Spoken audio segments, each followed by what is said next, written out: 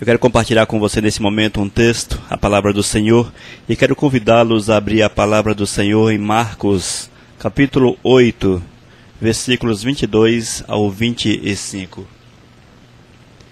Depois Jesus e os discípulos chegaram ao povoado de Betsaida.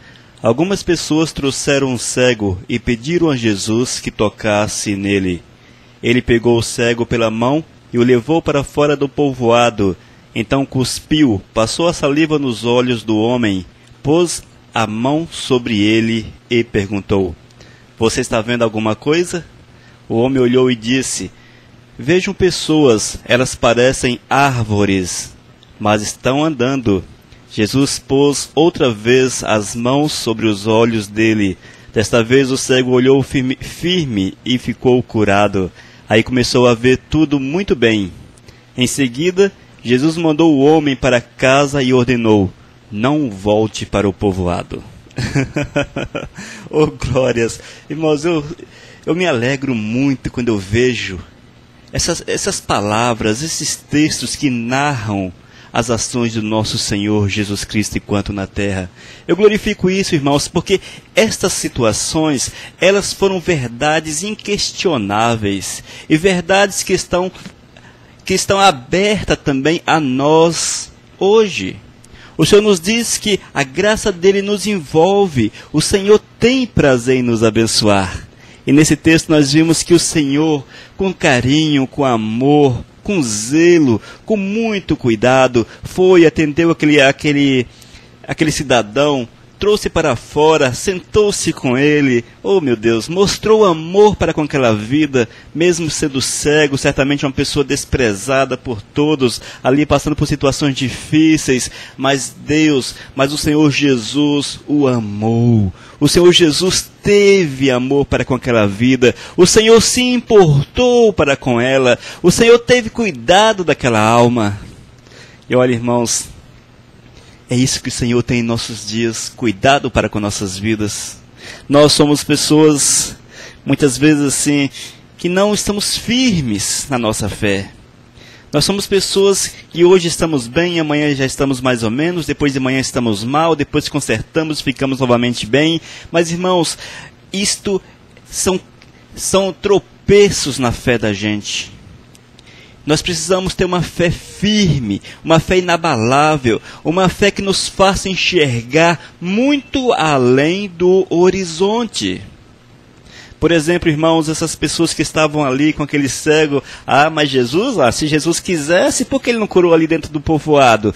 Não, Jesus, ele não vai curar ninguém não, poderia encontrar um monte de empecilhos para que eles não saíssem do povoado, para que não se ausentassem do povoado, porque eles poderiam alegar, se Cristo é Cristo, ele cura em qualquer lugar. Entendeu? Mas Cristo tinha um propósito muito especial e ele levou, era o propósito da comunhão, de estar próximo daquele homem, de conversar com aquele homem, de mostrar-se para aquele homem, de mostrar o seu amor, o seu carinho, a sua presença, o seu calor humano. E é isso, amados, que Jesus quer comigo e com você. Mostrar o calor humano, mostrar aquele amor fraterno, o amor de companhia, o amor de estar junto, de estar próximo. Infelizmente, nós temos visto que alguns acham que Jesus é uma máquina de curar. Sim, muitos acham que Jesus é uma máquina de curar. Aí o cara fez aquela oração bonita, e a pessoa tem que ficar curada. Não, tem que curar. Não, amados, não é assim. Nós não botamos cabrestos no Senhor. O Senhor que nos dirige, é o Senhor que toma as decisões, é o Senhor que age na hora que Ele acha mais conveniente. E o Senhor faz todas as coisas com certeza com um propósito. O Senhor não faz nada que não tenha um propósito. E muitos irmãos estão dentro das igrejas, estão enfermos. Mas por que o Senhor não curou? Porque o Senhor não restaurou a vida dele. Se há tantos exemplos de cura na palavra, se Paulo foi usado por Deus para curas, Pedro, Jesus, enfim, por que muitas vezes nós temos enfermos dentro das igrejas e que não são curados? Aí muitos amados olham para essas situações e estremecem a fé. Sim, porque entendem que Deus tem a obrigação de agir segundo o entendimento humano, porque entendem que Deus tem a obrigação de sarar todos que vêm a Ele com enfermidades. Mas, amados, o que nós vemos, irmãos, é o hoje, é o presente.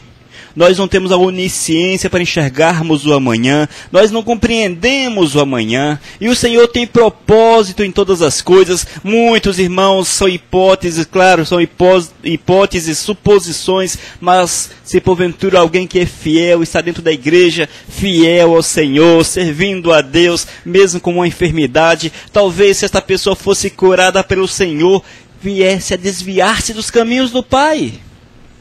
Quantos exemplos nós temos, pessoas que nós conhecemos, que estavam enfermas, que estavam com problemas difíceis de serem resolvidos, mas o Eterno veio, agiu, restaurou, renovou, e pouco tempo depois essa pessoa deixou os caminhos do Senhor? Amados, nós não podemos questionar a Deus, nós não podemos julgar as ações do Senhor, mas uma coisa eu posso falar para você de forma categórica, sem medo de errar: tu és muito amado de Deus, tu és muito querido do Senhor, e o Senhor tem prazer em pegá-lo pela mão, a exemplo desse cego, em andar com você, em sentar com você, em tocar na tua vida, em tocar no teu ser e te abençoar. Mas muitas vezes, amados, nós cremos de forma superficial também no Senhor. Nós somos pessoas que creem no presente. A nossa fé está restrita ao presente. Ou seja, se as coisas andam muito bem para você, aí você crê, você tem uma fé inabalável. Mas, se as coisas desandam, se as coisas tomam um rumo diferente, e a tua vida é atribulada, passa por um temporal muito grande, e você é lançado para um lado e para o outro, muitas vezes as pessoas não resistem, não perseveram na fé. Sabe o que é isso, amados? Isso é uma fé que não procede do coração de Deus, é uma fé vã, uma fé que não tem firmeza, que não tem alicerces, é uma fé que não está vinculada a um verdadeiro amor ao Senhor, porque quando nós amamos a Deus verdadeiramente, nós morremos por Ele, nós vamos às últimas consequências por Ele, nós não abrimos mãos, porque sabemos que Ele é aquele que está ao nosso lado, nos apalpando, nos pegando, nos carregando, conversando com a gente, dando aquela atenção, dando aquele zelo, aquele carinho, aquele amor. Eu quero chamar a tua atenção ainda, amado, para a questão da fé, que muitos que são objetos de profecias jamais verão em seus dias o cumprimento delas. Sim, um dos primeiros erros é que nós queremos interpretar as profecias. Muitas vezes o Senhor está falando num aspecto e nós entendemos no outro aspecto, porque aquele aspecto é mais conveniente às nossas vidas. Passa-se um mês, 2 meses, 1 ano e nada. Aí a tua fé vai por água abaixo. Sabe o que é isto? É que você quis julgar as profecias segundo a carne. Já pensou, meu amado, se porventura Abraão fosse um homem que julgasse as profecias segundo a carne? Que coisa terrível teria acontecido. O pai da fé, ele não teria de forma alguma perseverado no Senhor. Porque, olha, irmãos, 90% das profecias referentes a Abraão não se cumpriram nos seus dias, cumpriram na sua posteridade, na sua família, nos seus herdeiros. E eu quero dizer para você, amado, o que cabe a nós é confiar no Senhor. O que cabe a nós não é julgar o Eterno, porque Ele não carece de julgamento, Ele sim julga o homem, sim, Ele julga o homem, mas o que cabe à minha vida, à tua vida, é esperar confiantemente no Senhor, é depositar o nosso coração no Senhor, é fazer como esse cego de Betsaida, que mesmo quando Jesus passou saliva sobre seus olhos, certamente orou e mandou que ele olhasse. Quando ele olhou, ele viu tudo turvo, ele não conseguiu ver com clareza. Viu os homens como árvores, ou seja, apenas vultos. Ele poderia falar: E ali, aqueles que estavam com ele, certamente poderiam gritar: e aí, Jesus, o que aconteceu, Jesus? Por que isso? Por que aquilo? Por que não funcionou? Poderiam colocar o poder do Senhor em xeque. Mas, amados, o que ele fez foi esperar no Senhor. Ele esperou mais um pouco, ele confiou mais um pouco. Ele sabia que Jesus poderia fazer as coisas funcionar na vida dele. E ele esperou instantes, esperou minutos. E o Senhor, mais uma vez, foi ali e agiu. E pôs novamente as mãos sobre os olhos. E ele, desta vez, enxergou com clareza. Nós somos pessoas precipitadas, meus irmãos. Você já viu que nós somos precipitados? Nós queremos tudo para ontem. Nós queremos tudo para ontem. Nós não suportamos a ideia de recebermos a bênção do Senhor em prestações. Oh, Deus não faz, Deus não abençoa em prestação, não. Deus abençoa de uma pancada só. Nós não temos paciência para esperar um dia após o outro. Se nós queremos uma bênção do Senhor, nós praticamente exigimos: Senhor, eu quero essa bênção para hoje. Você não pensa daqui a um ano, você não pensa daqui a 2 anos, não, você quer para hoje. E o Senhor muitas vezes não tem essa bênção para a tua vida hoje. Ele quer te dar por etapas, Ele quer te primeiro firmar a tua fé, te alicerçar, para que depois vá te abençoando de uma forma que você tenha estrutura para ser abençoado por completo. Irmãos, o nosso maior erro é acharmos que Deus não nos ouve. Sim, é acharmos que Deus não nos ouve. Mas eu quero afirmar para você que Deus ouve a tua oração. Deus ouve a tua oração. Deus te ouve, meu amado. Deus ouve o clamor do coração aflito, do coração quebrantado. Deus ouve o coração dos fiéis, as orações dos fiéis. Deus tem prazer em ouvir as orações dos fiéis. Mas o que nós não podemos, amados, é querer que o Senhor faça segundo a nossa vontade. É uma questão de fé, esperar no Senhor. É você pedir, é você clamar, é você ser persistente. Como diz a palavra, bata na porta uma vez, bata 2 vezes, 3 vezes, bata 6 meses, bata na porta durante 1 ano, 2 anos, 5 anos, bata durante 10 anos, 20 anos, 30 anos, 40. Mas você não pode desistir de bater na porta do Senhor, porque a Bíblia nos diz que chega um ponto que as pessoas que estão dentro da casa se cansam de tanto ouvir alguém bater na porta, chamar do lado de fora, e abre a porta. E é isso que o Senhor quer de você, meu irmão, que tu tenhas persistência, que tu saibas esperar. E eu quero dar um exemplo para você a respeito de José do Egito. Irmãos, quantas vezes certamente José colocou-se diante do Senhor e expôs a sua situação? Quantas vezes? Quantas vezes, meu Deus? Quantas vezes aquele homem no cárcere deitou-se diante do Senhor, jogou-se diante do Senhor, mostrou a sua situação, mostrou as suas queixas, mostrou-se também a sua carência diante do Senhor. Mas quanto tempo demorou para que Deus olhasse para ele, para que Deus atendesse o seu clamor? Ele ficou muito tempo na prisão, amados, sem dever. Ficou muito tempo. O que aconteceu? Deus esqueceu de José na prisão? Deus esqueceu de José? Não, irmãos, não. Deus não esqueceu de José.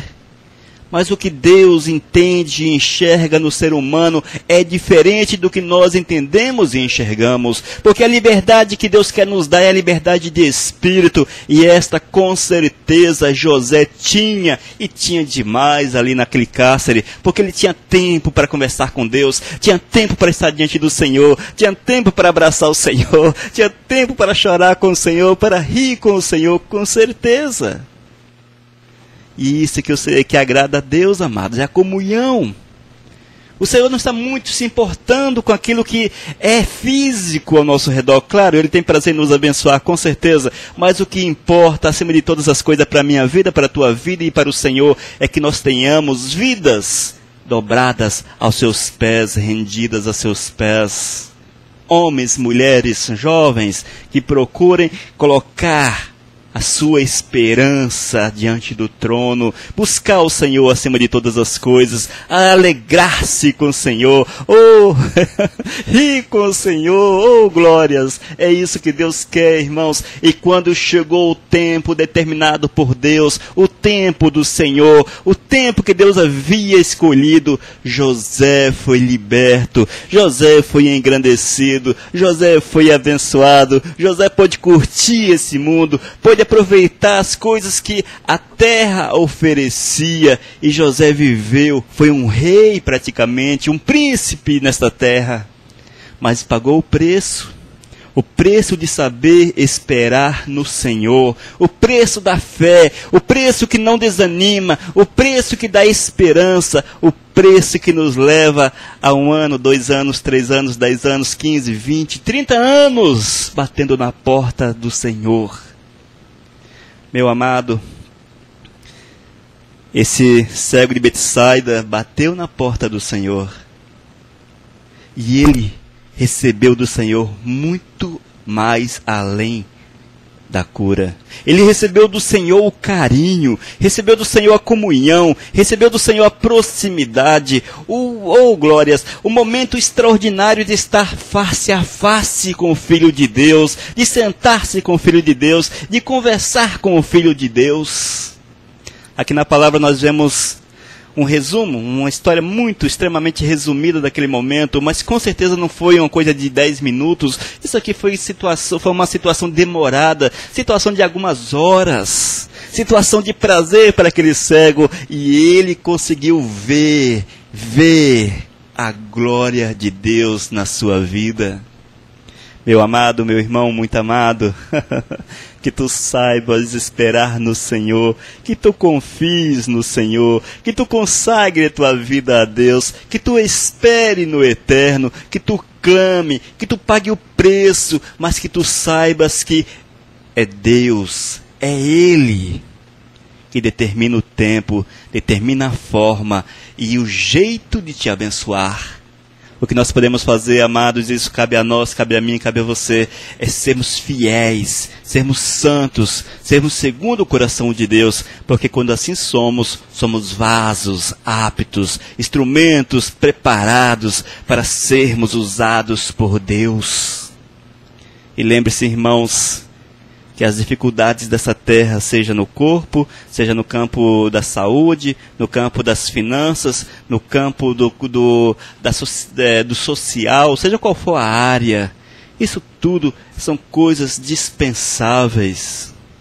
Porque o que nos importa, isso acima de todas as coisas, é amar a Deus acima de tudo. E quando nós amamos a Deus acima de tudo, a exemplo de José, nós vamos viver as adversidades da vida como bênção na nossa existência, como princípio das bênçãos na nossa existência. As adversidades da vida de José, quando ele foi jogado no poço, vendido como escravo, quando ele foi preso, quando ele foi humilhado, enfim, tudo isso foram alicerces que o levou a estar numa estatura, estar num lugar reservado, num lugar especial, num lugar de glória. Saiba, portanto, meu amado, minha amada, suportar as dificuldades, suportar as aflições e em todas as situações dê glórias a Deus. Porque se José, no momento que ele foi vendido como escravo, se ele tivesse virado contra o Senhor, revoltado-se contra Deus, jogado pedra no Senhor, ele não teria usufruído aquilo que Deus tinha preparado para ele. Entendeu? Muitas vezes você está vendo hoje, mas você não enxerga o amanhã. O hoje é teu preparo. O hoje, as dificuldades de hoje, é o preparo para o amanhã. Confie no Senhor, confie que Deus quer te abençoar, que Deus quer fazer você enxergar com clareza aquilo que Ele tem para você, a exemplo do cego de Betsaida, e você será abençoado para a honra e para a glória de nosso Senhor. Amém? Que Deus te abençoe muito, meu amado. Que essa palavra fale ao teu coração e que a tua fé seja inabalável, firme como a rocha, glórias, e que tu sejas instrumento vivos na mão de Deus.